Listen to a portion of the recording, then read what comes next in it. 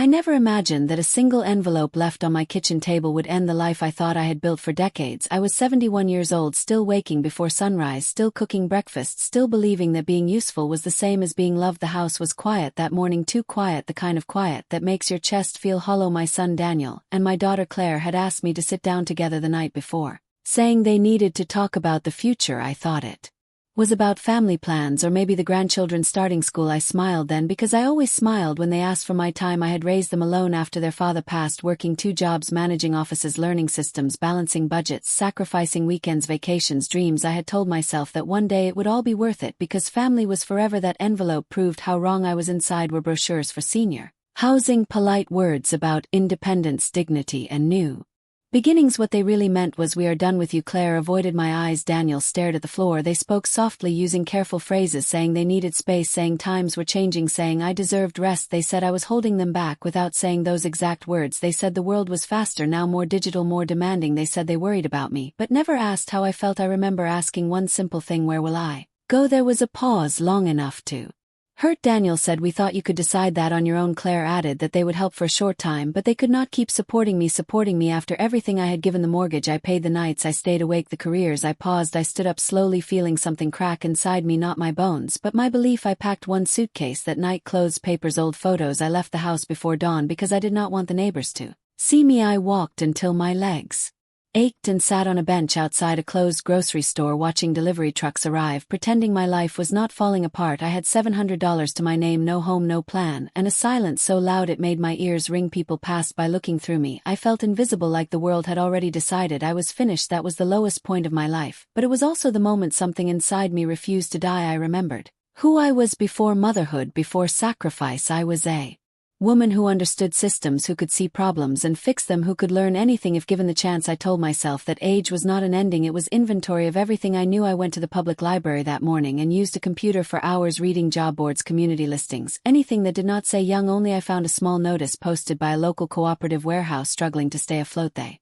needed an operations coordinator temporarily. The pay was low, the hours long, but it spoke my language: logistics, scheduling, oversight. I walked there the same day, introduced myself to the manager, a tired man in his 40s who looked desperate. He hesitated when he saw my age. I did not wait for him to speak. I explained how I had run offices, managed teams, balanced accounts, reduced waste. I spoke calmly, confidently, because I had nothing left to lose. He gave me a chance for 1 month. That month changed everything. The warehouse was chaos: inventory, misplaced schedules, ignored money leaking through inefficiency. I arrived early, stayed late, learned the software, reorganized processes, trained staff, showed them respect. Within weeks productivity rose, costs dropped, morale improved. The board noticed. They offered me a permanent role, then a share in future profits. I slept in a rented room, ate simply, saved every dollar. I did not tell my children, I did not call them. I focused forward. Months passed, then years. The cooperative expanded, then partnered, then rebranded. I negotiated contracts, built networks, hired people others overlooked: older workers, single parents, immigrants. I saw myself in them. The business grew beyond that warehouse into a regional distribution company serving hospitals, schools, and local manufacturers. My name slowly became associated with reliability, integrity, quiet strength. I bought a small apartment, then an office, then another. I learned new technology because learning had never scared me, only abandonment had scared me, and I had survived. That I kept one photo on my desk: my granddaughter Lily smiling with missing teeth, the only one who had hugged me that last night, whispering, "I love you, Grandma." I held on to that memory like a promise. I sent her books, money, letters, always careful never to reveal too much. I did not want her caught in the middle. 5 years later, my company employed hundreds. My days were full, my nights peaceful, but sometimes I wondered if Daniel and Claire ever thought of me, if they told people I was gone or simply forgotten. Then one evening my phone rang and I saw a number I had not seen in years. I did not answer. I was not ready yet. I looked out at the city lights from my office window and realized something powerful. I had not rebuilt my life to prove them wrong. I had rebuilt it because I deserved to exist fully, loudly, without permission, and that realization marked the true beginning of everything that was about to come. The first year after the warehouse transformation was the hardest, not because of work, but because of silence. I had rebuilt systems, numbers, teams, but I was still rebuilding myself. Every morning I woke before the alarm, not out of obligation but hunger to prove to myself that I was not disposable. I moved through the city with purpose, learning streets, contracts, suppliers, markets. I studied logistics at night, watched tutorials, practiced software younger managers struggled with. I refused to let pride slow me down. If I did not understand something, I learned it. If I failed, I Adjusted, the cooperative became profitable enough to attract investors. That was when I made my first bold decision. I negotiated equity instead of salary. The board hesitated, but my results spoke louder than doubt. When the deal closed, I became part owner at 72 years old, the same age my children thought I should be. Slowing down with ownership came vision. I saw inefficiencies not just inside the warehouse but across the entire regional supply chain. Hospitals waited days for equipment. Schools overpaid for basic materials. Local manufacturers were trapped by outdated distributors. I built a proposal: streamlined regional distribution using shared infrastructure, technology-driven tracking, and ethical labor. Investors listened because I spoke with clarity, not desperation. They funded a pilot program. I named the company Meridian Supply because I believed direction mattered. The first contract came from a small medical clinic, then a school district, then a regional hospital network. Each success built momentum. I hired carefully, valuing reliability over flash. I promoted from within, trained people who had been overlooked elsewhere. Our reputation grew quietly, steadily. I bought my first office building, then a second expansion followed naturally. I did not chase growth, I built foundations. Meanwhile, Lily grew older. Her letters became emails, then calls. She told me about school dreams, fears, how her parents argued about money, how they never talked about me. I listened without poisoning her heart. I encouraged her ambitions, sent support anonymously through education funds. She was brilliant, curious, compassionate. She reminded me of myself before the world taught me to shrink. At 74, I was named Regional Business Innovator of the Year. My photo appeared in a trade publication. Nothing flashy, just a woman in a navy suit smiling confidently. I did not think anyone from my past would see it. I underestimated curiosity. 2 weeks later, Lily called, her voice nervous. Grandma, Mom keeps asking questions. She saw your picture at the dentist office. I felt a chill, not fear but inevitability. I told Lily the truth gently, that sometimes people only see value when others confirm it. She understood more than I wished she had to. Then came the call from Daniel after 5 years of silence. His voice uncertain, careful, like someone approaching a stranger. He asked if it was really me, if I owned a company. I asked why he wanted to know. He hesitated, then admitted they were struggling. Layoffs, debt, mortgage, pressure. I listened calmly. Years of negotiation had trained me well. He asked to meet. I did not agree immediately. Power once lost is never given back easily. I told him we could talk later. After hanging up, I sat alone processing the shift. I was no longer seeking their approval. I was deciding my boundaries. That night I walked through my office, touching the walls, the desks, the framed mission statement built on fairness, dignity, and growth. I had built something real, something one could take from me. The next morning I prepared not for confrontation but clarity. I knew whatever came next would change everything, and I was ready. The weeks after Daniel's call passed quickly, but the tension lingered like a shadow. I continued working, expanding, refining, building, but now there was an approaching moment. I could feel it. Lily kept me informed, quietly telling me how her parents argued late at night about bills, how fear had changed them. She never asked me for anything, only reassurance that everything would be okay. I told her the truth, that storms reveal character, and that she was stronger than she knew. At 75, Meridian Supply had expanded into 3 states. We secured a government contract that stabilized emergency logistics during winter storms and natural disasters. My company became known for reliability. When others failed, reporters began calling. Invitations followed,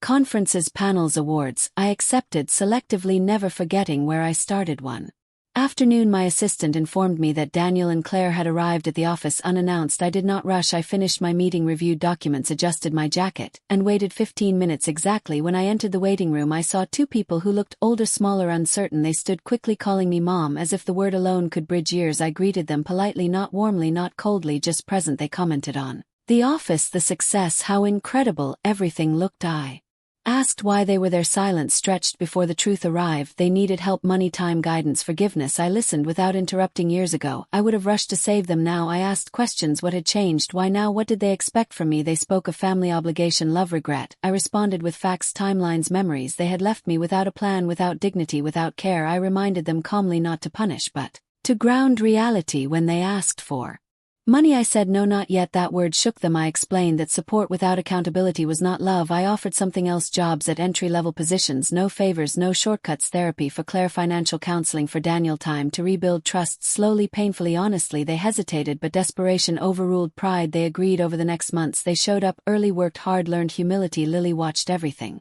quietly absorbing lessons. I never forced reconciliation. I allowed space, I allowed effort, I allowed proof. Meanwhile, Meridian grew again, opening a headquarters downtown. I funded scholarships, partnered with hospitals, supported education initiatives. Lily graduated high school top of her class with a full academic scholarship funded partly by my foundation. She hugged me and whispered, "You never left me." That moment mattered more than any award. Standing on the balcony of my office one evening, Watching the city glow, I understood the full truth. Power is not revenge, success is not noise, real victory is becoming whole after being broken, and my story was far from over. The real test did not come quietly, it arrived dressed as opportunity and pressure. At 76, I was invited to speak at a national logistics summit in Chicago, a room filled with executives, policymakers, investors, and media. Meridian Supply had been selected as a case study for ethical growth and crisis resilience. The event would be streamed live across the country. Daniel and Claire knew this. Lily knew it too. The night before the summit, Daniel asked if he could attend. I said yes, but reminded him he was attending as an employee,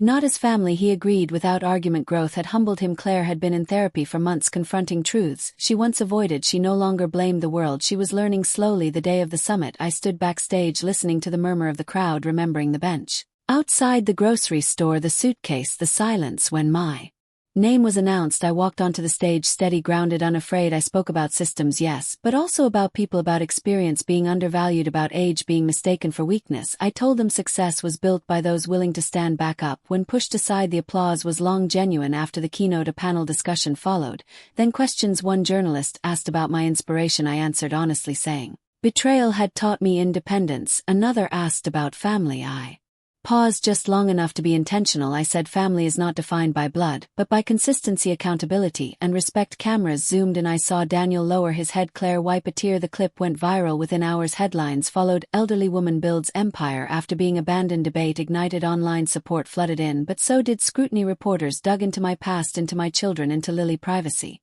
disappeared. Overnight, my story became public narrative. I did not panic. Crisis management is just another system. I addressed it directly, releasing a statement focused on growth, responsibility, and boundaries. I refused to villainize or glorify anyone. Meridian stock dipped briefly, then stabilized. Investors trusted transparency. Weeks later, Lily was invited to speak at her college about resilience. She asked me to sit in the front row as she spoke about watching strength rebuild itself slowly, brick by brick. I realized the cycle had changed. She would not repeat our mistakes. At the end of the semester, Meridian announced a new initiative, hiring and retraining older workers nationwide. It was personal and strategic. The announcement drew praise and attention. Then came the invitation. None of us expected a national award ceremony honoring social impact leadership. The event would include a short documentary about my life, including interviews with family. Daniel and Claire were asked to participate. They came to me asking permission.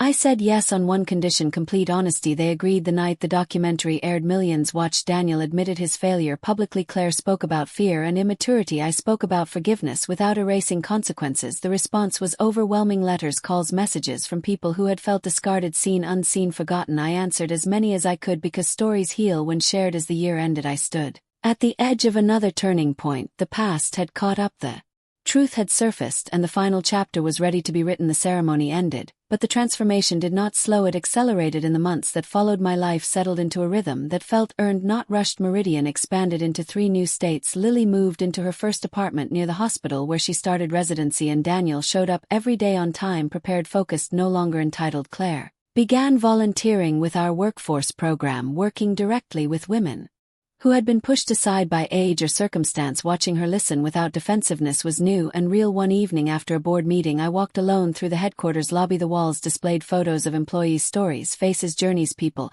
who once felt invisible now stood tall. I realized then that legacy is not about buildings or profits, it is about what continues when you step back. At 77, I reduced my hours, not because I was tired, but because I trusted the systems and the people I had built. Lily visited every Sunday, bringing laughter, questions, and warmth. She never asked for inheritance, she asked for wisdom. One afternoon she said, "Nana, your life proves that endings are not real, only transitions." I smiled, because she was right. The final reconciliation came quietly, without speeches. Daniel invited me to dinner at his home, not to ask for help, but to say thank you. Claire cooked nervously. The table was simple, the conversation honest, no apologies could rewrite the past, but accountability reshaped the future. When I left that night, I felt light, not victorious, just free. Years later, when people asked how I rebuilt everything, I told them the truth: I did not rebuild, I redefined. I stopped waiting to be chosen and chose myself. That choice changed everything. And when my story finally reached its end, it would not be remembered for betrayal or revenge, but for resilience, purpose, and the power of standing up when the world thinks you are done.